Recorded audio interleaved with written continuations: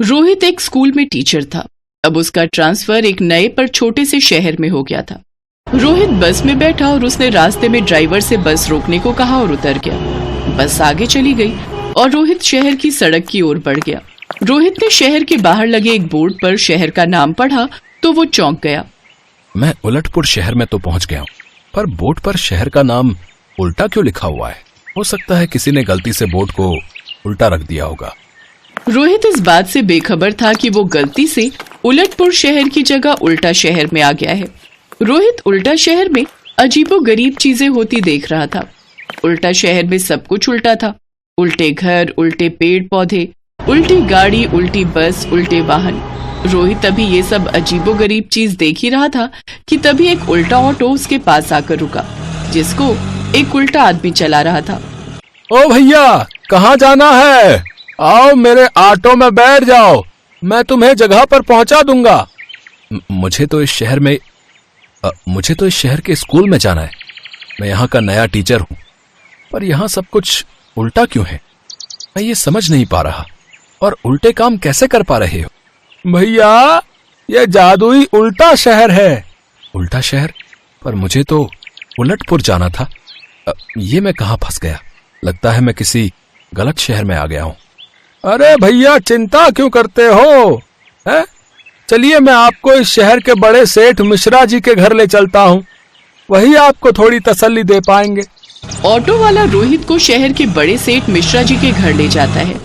बेटा, अगर गलती से तुम उलटपुर की जगह उल्टा शहर आ गए हो तो इस बात के लिए हमें बहुत खेद है।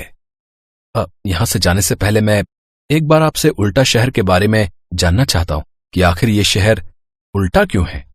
ये सब जादूगर उल्टा की वजह से हुआ है।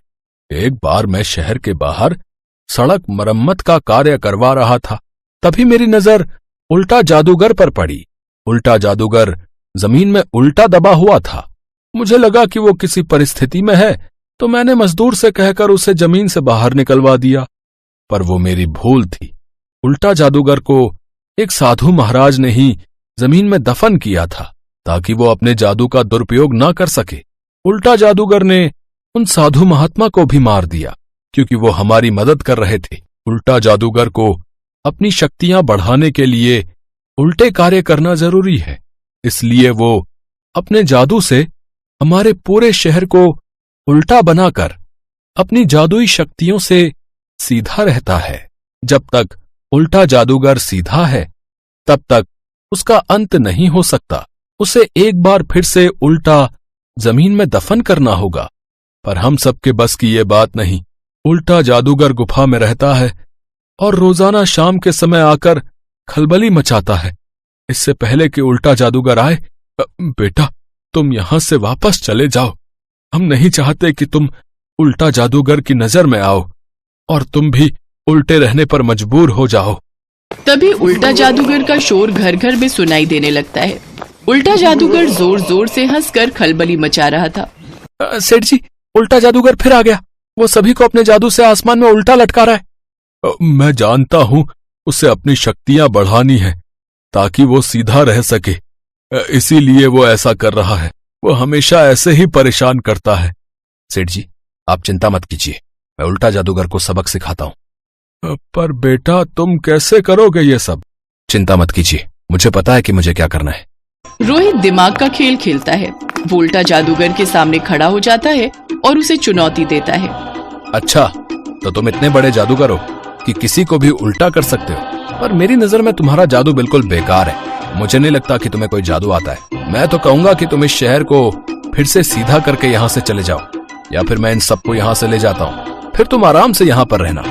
तू लगता है इस शहर में नया आया है रे। अरे मिश्रा, तूने इसे बताया नहीं कि मेरे होते हुए इस शहर में बाहर से परिंदा भी पर नहीं मार सकता। इस शहर में जितने भी लोग हैं वो मेरे जादू से उल्टे कैद हैं। इस शहर से मेरी इजाजत के बिना कोई भी नहीं जा सकता। हाँ, ये गलती से हमारे शहर में आ गया है।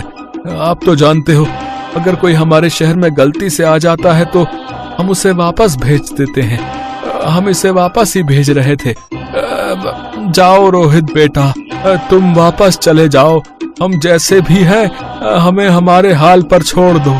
अरे सेठ जी, मैं तो बस जादूगर उल्टा का जादू देखना चाहता हूँ। उल्टा जादूगर, तुम सबको उल्टा कर रहे हो। क्या तुम खुद उल्टे हो सकते हो? मैंने तुम्हें उल्टे होते नहीं देखा। क्यों नहीं, मैं अपने जादू से खुद भी उल्टा हो सकता हूँ, ये देखो। उल्टा जादूगर जोश में आ गया और उल्टा हो गया।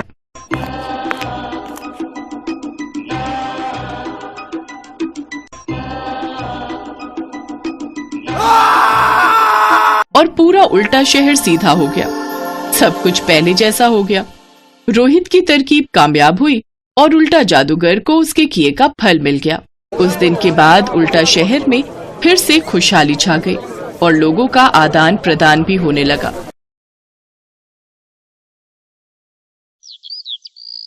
अंजलि बहुत दुखी है क्योंकि वो देख नहीं पाती है, वो अंधी है। अंजलि बचपन से ऐसी नहीं है, बचपन में वो देख सकती थी, लेकिन एक दिन उसके साथ एक हादसा हो गया। एक दिन स्कूल जाते समय रास्ते में एक गाड़ी ने अंजलि को जोर से धक्का मार दिया और अंजलि के सर के पीछे वाले हिस्से में चोट लग गई। उसे अस्पताल ले जाया गया, लेकिन डॉक्टर साहब ने साफ साफ कह दिया, देखिए, लड़की तो बच जाएगी, लेकिन वो कभी भी देख नहीं पाएगी क्योंकि उसकी दोनों आंखें खराब हो गई हैं। उसके बाद से अंजलि अंधी हो गई। उसके माता पिता ने बहुत कोशिश की, बहुत सारे डॉक्टर भी दिखाए, लेकिन कोई फायदा नहीं हुआ। अंजलि अभी 25 साल की है, वो खुद का काम भी नहीं कर सकती है। उसकी माँ बिमला हमेशा उसके साथ रहती है। उसके पिता का नाम मनोहर है। मनोहर एक दुकान चलाता है और उसी से उन लोगों का घर चलता है। मनोहर और बिमला को बस एक ही चिंता है, सुनिए जी, हमारी बेटी 25 साल की हो गई है, अब तो उसकी शादी करवानी ही पड़ेगी। हाँ बिमला, वो तो है, लेकिन एक अंधी लड़की से कौन शादी करेगा? उसके लिए हमें दहेज में बहुत सारे पैसे देने होंगे। हमारे पास एक वो दुकान ही तो है, उसे गिरवी रखना होगा। इस तरह बिमला और मनोहर अंजलि की शादी को लेकर आपस में बात कर रहे होते हैं कि अंजलि ये सब सुन लेती है। वो एक छड़ी से रास्ता नापते हुए बिमला और मनोहर के पास जाती है और कहती है, माँ, दुकान गिरवी रखने की कोई जरूरत नहीं है, मेरे लिए आप लोग दुकान क्यों गिरवी रखेंगे? बेटी, हम तेरे माता पिता हैं, हम वही करेंगे जिसमें तेरा भला हो। तेरी शादी तो हम करवा के रहेंगे। अगले दिन मनोहर दुकान गिरवी रखकर बहुत सारे पैसे घर ले आता है और शादी के लिए 10 लाख रुपए दहेज देने का ऐलान कर देता है। ये खबर चारों तरफ फैल जाती है और अंजलि के लिए एक रिश्ता आता है। लड़के का नाम सुबोध है और उसकी माँ का नाम जानकी और सुबोध की बहन का नाम पायल है। तीनों मिलकर अंजलि को देखने आते हैं। अंजलि अंधी होने के बावजूद सज धज कर उन लोगों के लिए मिठाई ले आती है। उसकी शादी पक्की हो जाती है। मनोहर जानकी को दहेज के 10 लाख रुपए दे देता है और कुछ ही दिनों बाद अंजलि और सुबोध की शादी हो जाती है। अंजलि ससुराल चली जाती है। पहले के 2-3 दिन तो अच्छे से ही गुजरते हैं, मगर उसके बाद वाले दिन जानकी अंजलि से कहती है, बहू, जाओ जाकर मेरा कमरा साफ कर दो। लेकिन माँ जी, मैं तो अंधी हूँ, मुझे कुछ भी दिखाई नहीं देता। तो क्या तुम्हें सर पर बिठा लें? तभी वहां पर अंजलि की ननद पायल आ जाती है और कहती है, भाभी, भूल मत जाना कि ये तुम्हारा ससुराल है, मायका नहीं जो तुम हमेशा बस आराम करती रहोगी। यहाँ रहना है तो घर का कुछ काम तो करना ही पड़ेगा। नहीं नहीं पायल, मैं आराम नहीं करती हूँ, वो तो मुझे कुछ दिखता नहीं है, वरना काम करने से मुझे कोई ऐतराज नहीं है। अब जानकी चिल्लाना शुरू करती है, चुप रह कलमुही, कामचोर कहेगी, हमेशा बस अंधी होने का फायदा उठाती है। जो बोल रही हूँ वो चुपचाप सुन ले, नहीं तो मार मार कर यहाँ से दफा कर दूंगी। ये सुनकर अंजलि घबरा जाती है, साथ साथ उसे बहुत डर भी लगने लगता है। डर के मारे वो बड़ी मुश्किल से चलते हुए जानकी के कमरे में जाती है और झाड़ू से कमरा साफ करने लगती है, लेकिन उसे तो कुछ दिख ही नहीं रहा था। ऐसे ही साफ करते करते झाड़ू टेबल पर रखे हुए फूलदानी से जाकर टकरा जाती है और फूलदानी नीचे गिरकर टूट जाता है और उस आवाज से जानकी और पायल वहां दौड़कर चले आते हैं। हाय हाय, सत्यानाश कर दिया, तोड़ दिया, मेरा सब कुछ तोड़ दिया। अंजलि रोते हुए माफी मांगने लगती है, माफ कर दीजिए, मुझसे गलती हो गई है, मुझे पता ही नहीं चला कि वहाँ कुछ है, मैं तो अंधी हूँ। फिर से वही बात, माँ, भाभी ऐसे नहीं सुधरेगी। ये बोलकर पायल 2 डंडे लाती है और दोनों मिलकर अंजलि के ऊपर प्रहार करने लगते हैं। अंजलि रो पड़ती है। उसी रात को जब सुबोध घर लौटता है तब अंजलि उसे सब कुछ बताती है। ये सुनकर सुबोध अपनी माँ और बहन को ही सपोर्ट करता है। अंजलि समझ जाती है कि ये लोग ऐसे ही हैं। उसके बाद से हर रोज अंजलि के ऊपर अत्याचार चलता रहता है। कुछ दिन बाद सुबोध जानकी से कहता है, माँ, आपने दहेज के लिए शादी करने को बोला, मैंने कर लिया, मगर मैं नंदिनी से प्यार करता हूँ, मैं उससे शादी करना चाहता हूँ। माँ, मुझे पता है बेटा, मगर उसके पहले इस अंजलि का कुछ करना पड़ेगा। मेरे पास एक आइडिया है माँ। पायल आइडिया बताती है और सभी वो करने के लिए राजी हो जाते हैं। अगले दिन सुबोध अंजलि को एक अच्छे आंखों के डॉक्टर के पास ले जाने के बहाने घर से दूर ले जाता है। वो अंजलि को लेकर एक जंगल में पहुंच जाता है। घना जंगल, चारों तरफ कोई नहीं है। अंजलि को कुछ अजीब सा लगता है। वो कहती है, ये तुम मुझे कहाँ ले आए हो? आसपास और कोई इंसान नहीं है क्या? हाँ है ना, तुम चिंता मत करो अंजलि, आज ही तुम्हारी आंखें बिल्कुल ठीक हो जाएंगी, तुम फिर से देख पाओगी। तुम यहीं पर रुको, मैं अभी आता हूँ, ठीक है? ये बोलकर सुबोध वहां से चला जाता है। अंजलि अकेली जंगल के बीचों बीच खड़ी रहती है। शाम हो जाती है। बहुत इंतजार के बाद भी जब सुबोध नहीं आता है, तब अंजलि सब कुछ समझ जाती है और वो रोने लगती है। हे भगवान, ये मेरे साथ क्या हो रहा है? क्यों हो रहा है? मुझे पता है मेरे पति मुझे यहाँ छोड़कर भाग गया है। मैं अंधी हूँ, उसमें मेरी क्या गलती है?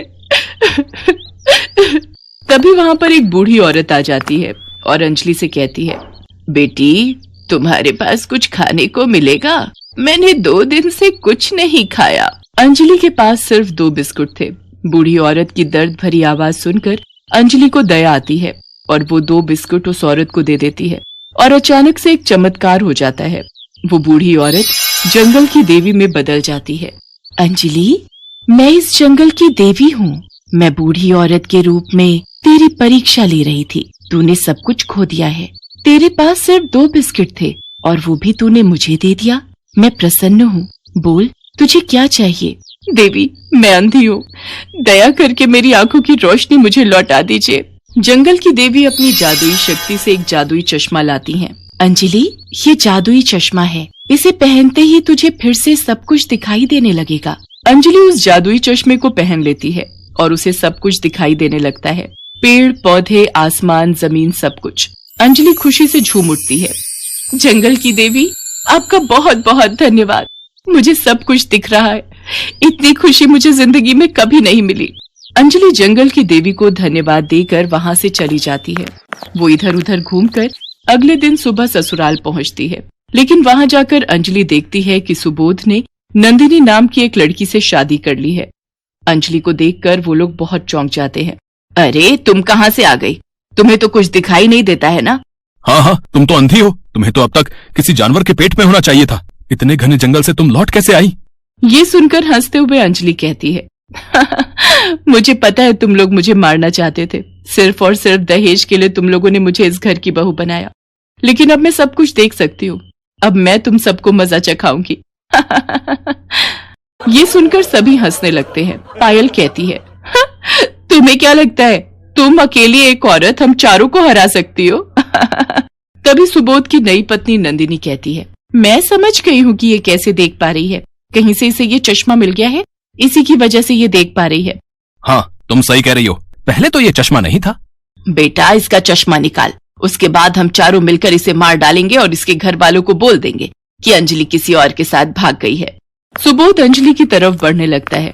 अंजलि ने खुशी के मारे ये सोचा ही नहीं था कि ये लोग उसे यहाँ भी मार सकते हैं। अंजलि डर जाती है। चारों के चारों अंजलि को मारने के लिए तैयार हैं। तभी एक चमत्कार हो जाता है। अंजलि के जादुई चश्मे से एक चमत्कारी रोशनी निकलती है और उस रोशनी में चारों जलकर भस्म हो जाते हैं। आह, बचाओ! ऐसे ही दर्द से तड़पते हुए चारों का खेल खत्म हो जाता है। अंजलि को इंसाफ मिलता है। उसने नहीं सोचा था कि उसका ये जादुई चश्मा ऐसा भी कर सकता है। वो मन ही मन जंगल की देवी को धन्यवाद देती है और इसके बाद वो अपने मायके लौट जाती है और अपने माता पिता को सब कुछ बताती है। वो लोग अंजलि को सपोर्ट करते हैं और ऐसे ही अंजलि अपने जादुई चश्मे के साथ खुशी खुशी रहने लगती है। हेलो दोस्तों, कैसे हैं आप सब? हमारी कहानियाँ देखने के लिए हमारे चैनल को सब्सक्राइब कीजिए और हाँ, बेल आइकॉन पर क्लिक करना मत भूलिएगा।